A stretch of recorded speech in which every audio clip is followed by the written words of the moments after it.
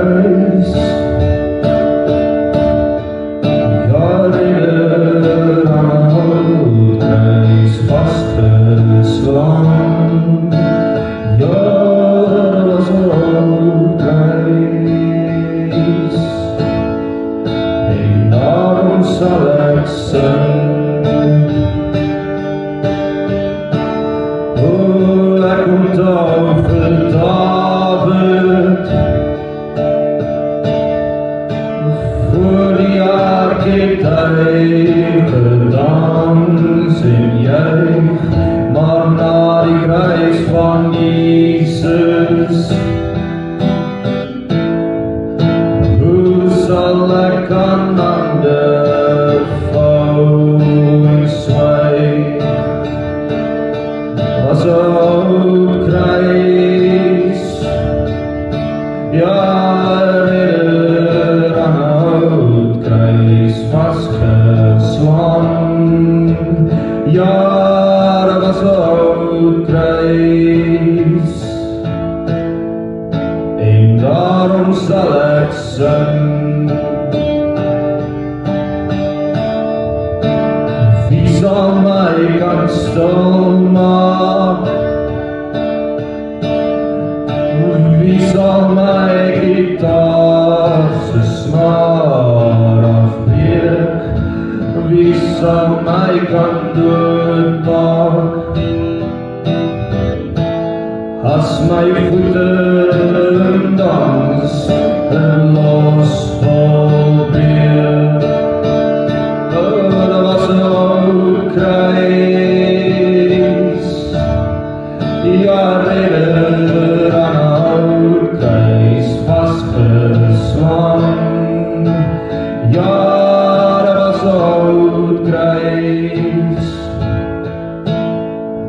en daarom zal ik zingen. Ek vraag nie hoe jy voel nie, as gevoelens zogenaamd besluite raak, dan was daar nooit die pyn nie. Toe die spykers deur die bloed, daar die houtkruis kraak. Daar was een houtkruis, ja, ridder aan een houtkruis vastgeslaan. Ja, dat was een houtkruis, en daarom zal ik zingen.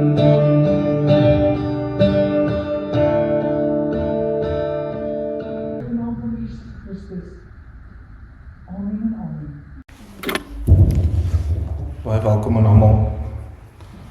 So 'n paar mense wat verskoning gevra het aan kamp ek nie gaan rus in tyd van die jaar. Maar dankie vir almal wat gekom het. Dit is vir ons 'n voorreg. Dit sal ek volgende week weer begin met die sonnaskool. Dit is so. Okay. Ons het die maand spesifiek gekyk na 'n geopende deur. Vandag wil ek kyk na Christus as die deur. Christus as die enigste deur. Die enigste deur na God die Vader toe. En die beste manier hoe ek dit kon indink en visualiseer vir myself en 'n prentjie skep daarvan was Christus die enigste deur. Soos ons in hierdie geboue ons nou instap, ons het 'n deur gehad om in te kan kom. As jy kyk na die ou verbond, kon jy nie in God se teenwoordigheid beweeg soos ons vandag kan. Christus het dit moontlik gemaak. So dit was basies 'n toegeboude gebou sonder geen ingang nie. En nou het ons gekom op 'n plek waar Christus die deur is na God die Vader toe. En hoe ek het nog altyd gesien het dis God wat sy hart vir ons oopgemaak het. God wat ons 'n plek in sy hart gegee het. En die Bybel is altyd so sensitief vir die Heilige Gees. En hoe ek het nog altyd sin probeer maak het daarvan dis God wat sy hart vir ons oopmaak. Dit is God se Gees, God se Heilige Gees, dit is sy binnekant. Dis hy wat sy hart vir ons oopmaak. So vandag gaan ons kyk na Christus as die enigste deur. Johannes 14 vers 6 sê vir ons, niemand kom na die Vader behalwe deur my nie. Die eksklusiwiteit het relevant geraak. Dis nie meer 'n God net vir die Jode nie. Dis God vir almal. Beskikbaar vir almal. Ons het Christus nodig. Die enigste weg en waarheid. Johannes 10 vers 9 sê vir ons, ek is die deur, as iemand deur my ingaan, sal hy gered word, en hy sal ingaan en uitgaan, en veiding vind. Dis 'n belofte, dis 'n verlossing, dis 'n verandering. As ons 'n lewe in Christus vind, moet ons deur daai deur stap. Ons moet deur daai geleentheid gaan. As jy by jou huis is en het nie 'n sleutel om in te gaan, jy gaan jy buite moet slaap. Daar's nie veilige vesting nie. Dis hoe ons verhouding met die Here moet kyk. Ons veilige hawe, ons veilige vesting. Net soos wat jy vanaand huis toe gaan of later vanmiddag huis toe gaan, gaan jy oopsluit. Ons net een voordeur in na jou huis toe. Jy gaan lekker warm kry, jy gaan nie nat reën soos dit nou reën nie. Jy gaan veilig voel. Jy gaan jou huis toesluit. So moet ons op onsself sien, toegevou in die Here, toegevou in sy genade, toegevou as ons deur die deur van Christus beweeg ons in 'n plek van beskerming, beweeg ons in 'n plek van God se genade, waarvoor ons werklik gemaak is. Ons begin 'n doel te vind, ons begin 'n plek te vind waar daar 'n verandering plaasvind. Hoe langer jy in 'n situasie is, kom ons gebruik 'n voorbeeld. As jy in 'n koue swembad inspring, is hy dadelik koud. Maar hoe langer jy swem, hoe meer tyd in die swembad spandeer, en hoe meer aktiwiteite jy, sê maar, jy gooi bal rond vir iemand anders. Dit is nou 'n eenvoudige voorbeeld, maar later raak jy gewoond aan die temperatuur. Later raak jy gewoond aan die omstandighede om jou. En dit is die beste voorbeeld wat ek nou huidiglik kan gebruik is, in jou lewe, as jy in die verkeerde omstandighede is, later kom jy dit nie eens meer agter nie. Later kom jy nie eens meer agter in jou dade nie. As jy 'n lewe van sonde lewe, as jy 'n lewe sonder Christus lewe, raak jy gewoond aan die klimaat, jy raak gewoond aan die reuk, jy raak gewoond in die atmosfeer om jou. Dat jy later nie eens meer besef wat om jou aangaan nie. Net soos dat jy na 'n koue swembad klim, hoe langer jy swem, meer jy aktief is in die swembad, hoe minder kom jy agter dis 'n koue swembad. So ons moet werklik begin inbeweeg in God se teenwoordigheid, in ons veilige vesting. Christus is die deur wat ons na meer toe lei. Dit lei ons na beter dinge toe. Dit lei ons na God se teenwoordigheid. Handelinge 4 vers 12 sê vir ons, en die saligheid is in niemand anders nie, want daar is ook geen ander naam onder die hemel wat onder die mense gegee is, waardeur ons gered moet word nie. Hebreërs 10 vers 19 tot 20 sê vir ons, omdat ons dan broeders vrymoedigheid het om in te gaan in die heiligdom deur die bloed van Jesus langs 'n nuwe en lewende weg wat hy vir ons ingewy het deur die voorhangsel, dit is sy vlees. 'n goeie voorbeeld is Christus en die Fariseërs. Hulle het die skrif geken. Hulle het in die tempel gewy. En was die ouens wat onbekend was met die skrif nie. As jy gaan kyk in die evangelies, praat Christus van, ek het nou 'n glas op my, maar praat Christus van, hulle maak die bekers buite skoon, maar nie binne skoon nie. Ons moet 'n vernuwing hê, ons moet binne skoon gemaak word en buite skoon gemaak word. Want as jy 'n beker net buite skoon maak, dit lyk mooi, dit is nou nie soos hierdie glas nie, hy is nie deurskynend nie, maar jy kan nie sien wat binne is nie. Maar as jy 'n beker net heeltyd buite skoon maak en jy bly gebruik, gaan dit gaan nie lekker proe nie. Dit gaan vuil proe, onsmaaklik proe. Dit gaan dalk mooi lyk, as die beker mooi afgevee word aan die buitekant. En dis waarna ons die beste voorbeeld daarvan, die Fariseërs was skrifgeleerdes, hulle het kennis gehad oor die wette, kennis gehad oor God se skrif, oor die rituele, oor hoe dinge gedoen moet word, maar hulle het heeltemal die Messias misgeloop. Hulle het so besig geraak op wat hulle weet en wat hulle kennis is en hoe dinge gedoen moet word, dat hulle die Messias reg voor hulle misgeloop het. En wat ek daardeur wil by uitkom is, ons moet daaglikse vernuwing hê. Ons moet daagliks kyk na ons omstandighede. Is die klimaat iets wat ek aan gewoond geraak het? Doen ek dinge outomaties waarvan ek nie eens weet nie? Ons moet 'n denkpatroon verandering hê van wat kan ek anders te doen? Hoe kan ek anders te werk gaan? Hoe kan ek anders te bid? Hoe kan ek dinge anders te doen? Die beste manier is om by jouself te begin. Ek gaan 'n praktiese voorbeeld by myself gebruik. Ek het altyd in 'n sekere manier opgetree teenoor mense en het mense weggedryf. En ek bly doen en bly gedink dat ek reg is en ek bly mense verloor, en ek bly in my aksies dieselfde optree en verskillende resultate gesoek. Maar die resultaat was elke keer dieselfde, want my aksies het nie verander nie. En die dag toe ek sê, ek gaan anders te optree teenoor mense, ek gaan kyk wat ek anders te kan doen, toe bly die mense. Dit het in my persoonlike lewe kon ek het sien, toe ek daai verandering toegelaat het, toe ek Christus toegelaat het, en gesê het, Pieter, jy is nie altyd reg nie. Pieter, jy kan ook foute maak. Pieter, jy doen ook verkeerd, het ek 'n verandering gesien. Johannes 10 vers 10 sê vir ons, ek het gekom dat hulle lewe kan hê, en dit in oorvloed. Johannes 8 vers 36 sê vir ons, as die Seun julle dan vrygemaak het, sal julle waarlik vry wees. Dis mooi.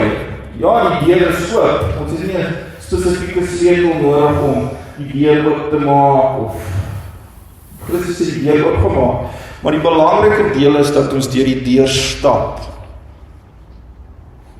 Ons moet deur die deur stap en probeer binne bly. Binne in die teenwoordigheid van die Here, binne 'n soektog daarvoor. So hoe kan ons nog 'n manier na dit kyk? So as jy deur die deur loop, kan ons dit visualiseer as jy stap in. Ek het 'n interessante, toe ek afgekondig het van die tema, het ek 'n interessante beeld gemaak van, dis 'n woestyn, en dan is dit 'n oop deur wat 'n mooi belofte binnekant het. So as ons kan dit so indink, as ons deur die deur stap, is 'n tuin vol vrugte, skoon water, waar jy in 'n donker kamer was, in 'n donker wêreld was, waar jy vasgevang was, verlore was. So jy loop nou in 'n nuwe ruimte in 'n nuwe veranderlike teenwoordigheid. Matteus 7 vers 13 tot 14 sê vir ons, gaan in deur die nou poort, want breed is die poort en wyd is die pad, wat nie na verderf lei. Maar nou is die poort en die smal die pad na die lewe lei. Efesiërs 2 vers 18 sê vir ons, want deur hom het ons albei die toegang deur een Gees tot die Vader.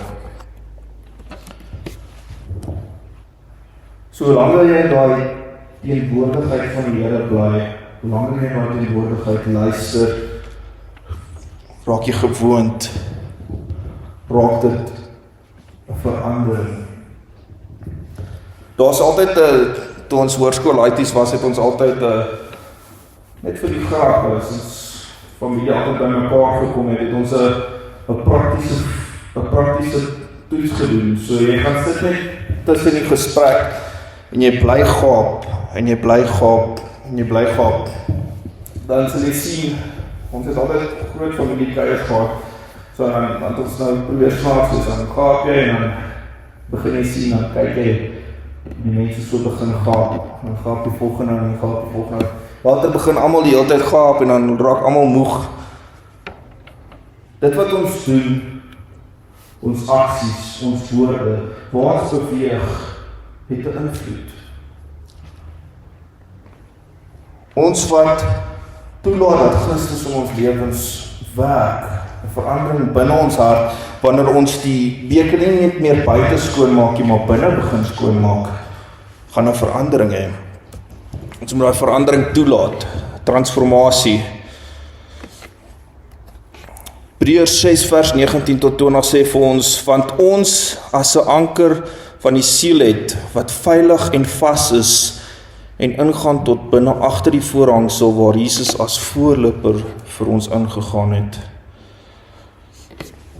Ons gaan 'n samevatting en 'n slot hê vir Christus. Jesus is ons deur, ons verlossing, ons beskerming. Johannes 10 vers 9 herinner ons daarvan. Hy is die weg na die Vader toe, die enigste weg, Johannes 14 vers 6. Hy is die lewe wat oorvloed en vryheid bring. Johannes 10 vers 10. Hy is die poort tot die koninkryk van God. Matteus 7 13 tot 14. Hy is ons hoop, die anker van ons siel. Hebreërs 6 vers 19.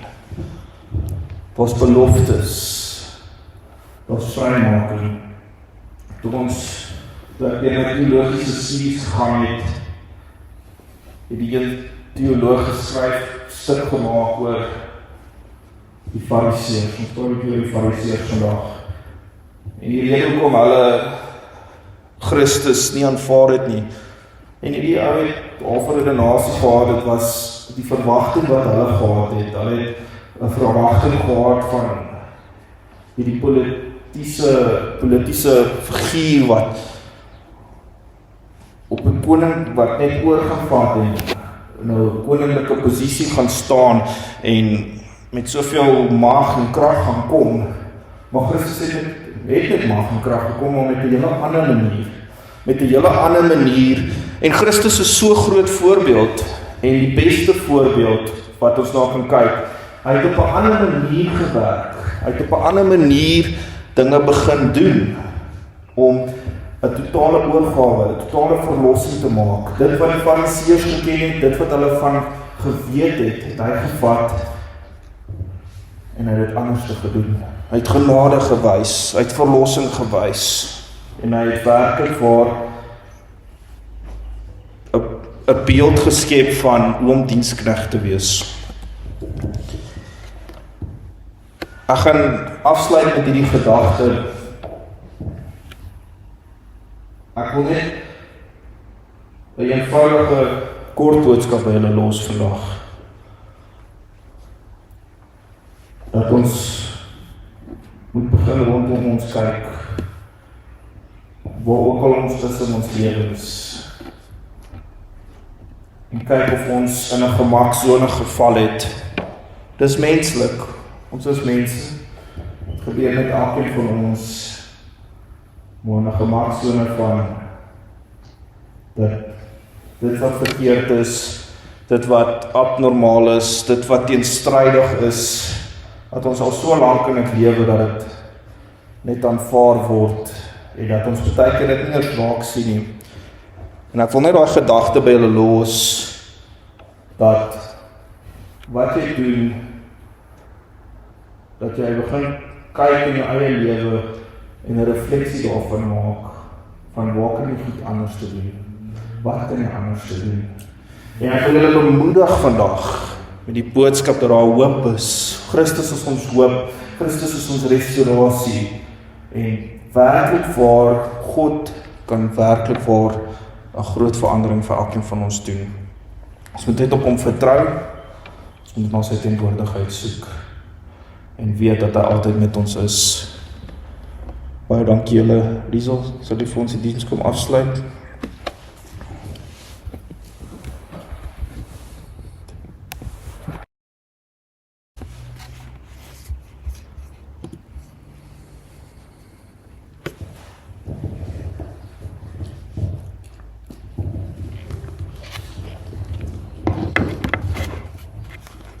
Goeiemôre gemeente, voordat ek die diens afsluit wil ek eers net 'n bietjie gesels oor ons uitreik van gister by Môreglans Ouerhuis.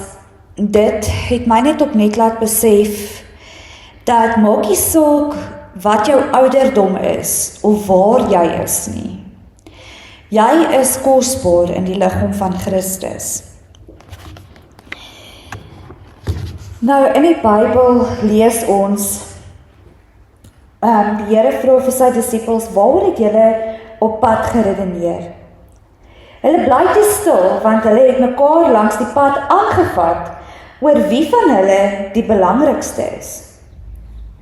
Daarop gaan sit Jesus en roep die 12 na hom toe.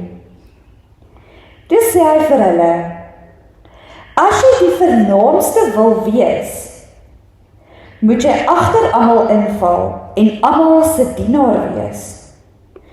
Toe laat hy 'n kindjie tussen hulle staan en slaan sy arms om hom met die woorde: As jy een van hierdie kindertjies in my naam verwelkom, verwelkom jy vir my. En as jy my verwelkom, verwelkom jy nie net vir my nie, maar jy verwelkom ook my Vader wat my gestuur het. Nou wat ek net weer besef het gister toe ons nou daar by die Ouerhuis was en jy weet bietjie met die ou mense gesels het en jy weet ingegaan het en hulle bietjie net met Bybels en met ietsie lekkers en so aan. Is om die vernaamste te wees, bring jy absoluut naby aan die Here. Daardie mense was vir ons boodskap en vir ons lofprysing so dankbaar. Soos wat 'n kind sal wees oor 'n boks sjokolades of oor 'n nuwe speelpin. En dit my net weer laat besef dat, jy weet, al is jy ryk in jare, as jou hart soos 'n kind is, of as jou hart soos 'n kindsin is dit absoluut wat die Here van jou wil hê. Hy wil hê jy moet glo soos 'n kind, jy moet aanvaar soos 'n kind. Jy moet hom aanvaar en hom wil hê, soos wat 'n kind sy vader wil hê. Daardie ou mense het absoluut die lofprysing en die uitreik so waardeer, dat dit my diep aangeraak het om net weer te besef, ons moet die vernaamste wees en dien, en dit is wat die Here van ons verwag. So ek wil iedereen uitnooi, as ons weer 'n uitreik doen, het sy dit 'n kinderhuis, die DBV, weer 'n Ouerhuis, of waar ook al dit is, kom saam met ons, en deel in die vreugde van die Here om te kan dien. Kom ons sluit gou hierdie diens af met gebed. Sluit asseblief die oë. Almagtige God en Hemelse Vader, Here, dankie vir die voorreg wat ons het om saam as Christene by mekaar te kan kom in U huis. Here, dankie dat ons die voorreg het om te kan dien. Here, maak dit in elkeen van ons se harte wakker. Maak ons elkeen diensbaar, dat elke liewe persoon wat met ons in aanraking kom, kan sien dat U is ons God en dat U waarlik lewe. Here, ek vra dat U met ons sal wees in die nuwe week waar die skole weer begin. Gee ons nie die krag, Here, om hierdie laaste kwartaal en die laaste tydperk van die jaar aan te pak.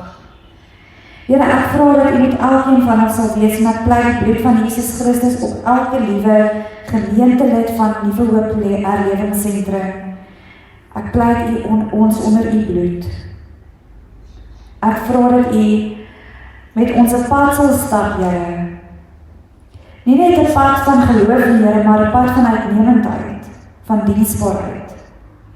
Ek vra dit nie omdat ons enigiets hiervan verdien, Here, maar enkel alleen uit die groot en heilige naam. Amen.